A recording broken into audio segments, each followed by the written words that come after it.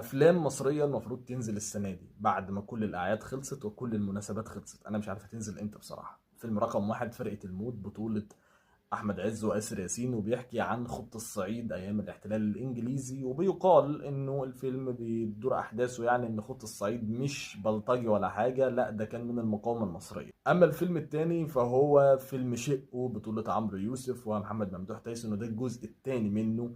و مش عارف بصراحة الأحداث هتدور ازاي بعد الجزء الأول، لأن أنا كنت حاسس إن الجزء الأول مقفول كويس، فأتمنى إن الجزء التاني يكون أفضل وأفضل، لأن أنا كنت حاسس إن فيلم شيء وده كان مهروس شويتين الحكاية بتاعته يعني. أما الفيلم رقم ثلاثة وهو الإنتاج الأضخم طبعا، سيفن دوجز. مش عايز أتكلم عنه، كل الناس اتكلمت عنه. أتمنى الفيلم ده ينزل في أسرع وقت ممكن، لأن الفيلم بصراحة يعني كل الناس مستنياه، والفيلم باين عليه إن هو حلو.